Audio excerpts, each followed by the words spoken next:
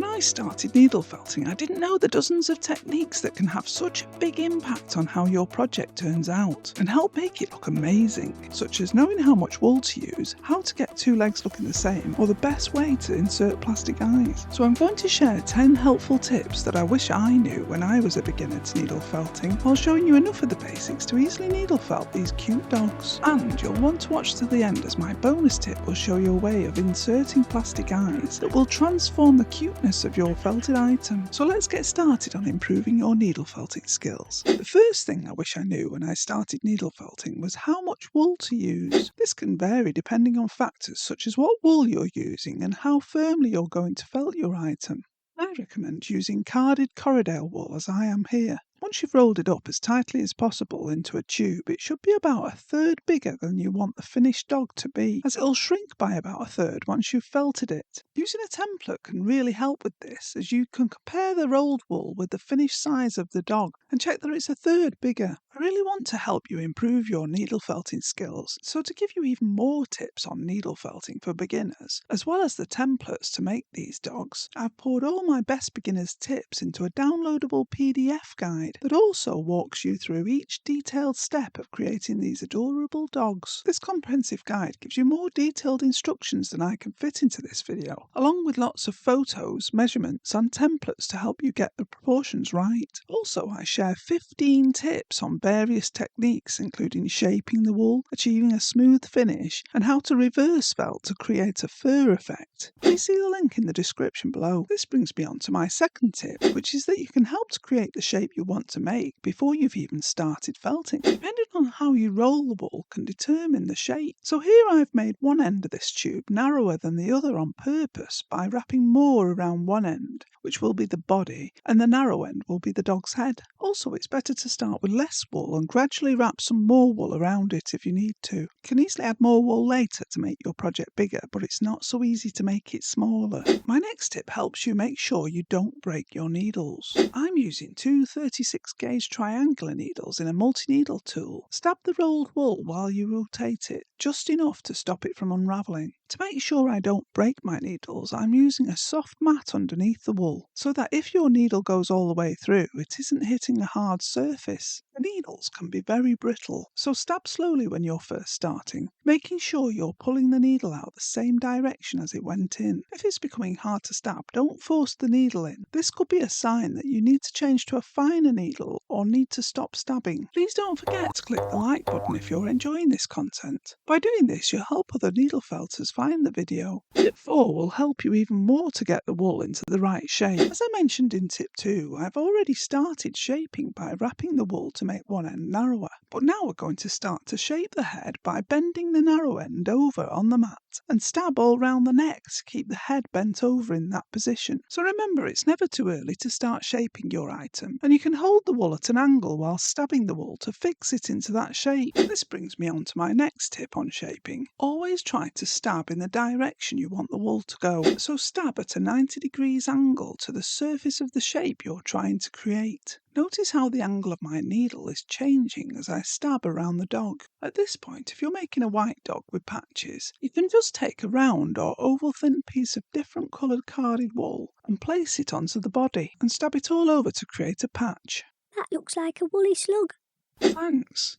It could be very easy to get disheartened at this stage. Your project can often look very odd, and you might even be thinking, will this ever look like a dog? But don't give up. Needle felting can take a while, but it will come together and be transformed in the end. Stab the dog's base in one direction so that it's leaning forward and will sit with its front legs touching the ground. Also, make the lower part of the dog's body narrower than its shoulders. So after about 25 minutes of stabbing in this way, it will look like this. Still quite bumpy and lumpy. So again, use the angle of your needle to shape the dog's body and head and create the bridge of the dog's nose by stabbing into the head where you'd imagine the eyes will go, about 2/3 of the way up from the tip of the nose. My next tip will help you make sure that both your legs are a similar size once felted. Take 2 pieces of carded wool a similar length and width. Use all of your senses to make sure that they're the same density quality by squeezing both pieces of wool in your hands. Fold one piece up and stab the corners to shape it into a slightly oval thin disc for the rear leg, then repeat for the second piece. So whenever you want to make two of something the same size and shape, make sure you get two pieces of wool before you start felting them. This will help them look symmetrical and the same size.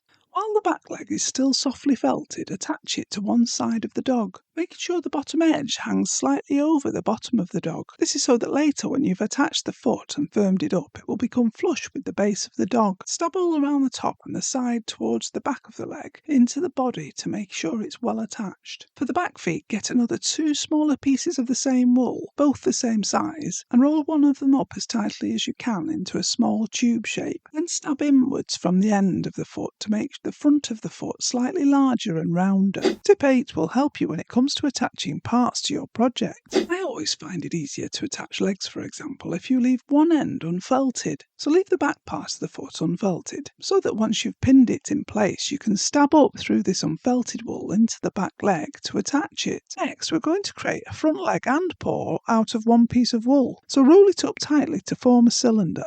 Ooh, are you making a white slug now?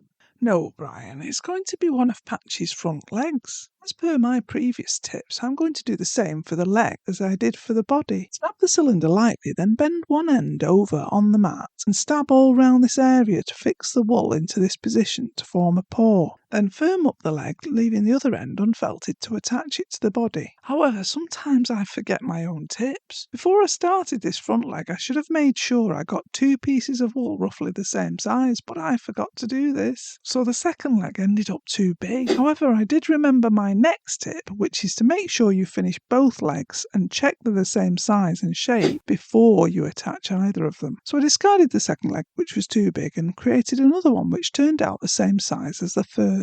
Thank goodness. I try to remember we've never seen the paintings that Van Gogh threw away, so try not to be afraid to go wrong and remake things. Next, you need to pin both legs in place and make sure he can sit with his paws touching the floor, and stab the unfelted wool down to securely attach both legs. Tip 10 will help you make sure items like ears are both the same size and shape as each other. Whenever I make ears, I use a paper template.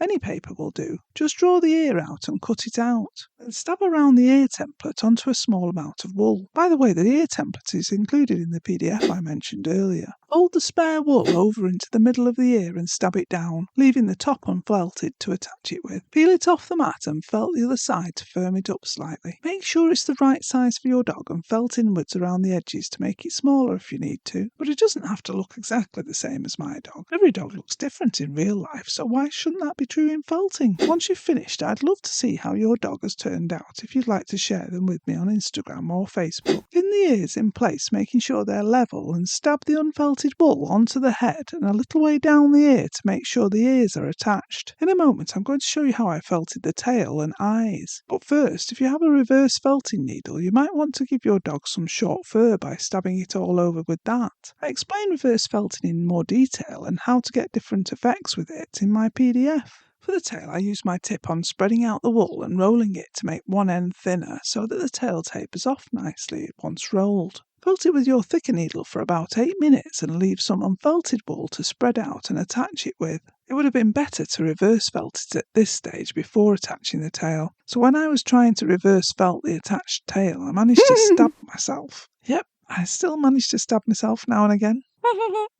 Thanks for the sympathy, guys. After a comb and a quick trim, that's the tail finished. For the eyes, I decided to make 2 cartoon-style white balls for Barney, as I've decided to call him. Take 2 equally sized pieces of white carded wool, roll each one up into a ball and stab all round while rotating it. I held it with another thick needle while stabbing to help prevent stabbing my finger again. To see what it looks like with pupils, I used some black glass-headed dressmaker pins to hold them in place while I decided where to put the pupils. I'll come back to attaching the eyes in a moment, but next I made the nose with some black wool in the same way as these eyes. Then I I stabbed all round the base of the nose to attach it. Now that you have the nose on, you can adjust the eyes position if necessary and stab all around the base of the eyes to attach them. Make sure you shape the eyes as you go so that they both match. Now for my bonus tip that will help make plastic or glass eyes look more blended and natural. Often when you add glass or plastic eyes, they can look a bit odd when they sit on top of the head, bulging outwards. So for Barney's pupils, I stabbed all round the hole where the pin had been to felt a 4mm diameter indent so that once the 4mm glass eyes were in the head, they will be sunken slightly. Patchy's eyes, I decided to use 7mm or 1/4" plastic eyes without any white area. But I still created an indent so that the pupils were set into the head slightly, and I used an awl to make the holes wider so that the posts fit. Once you're happy with how the eyes sit,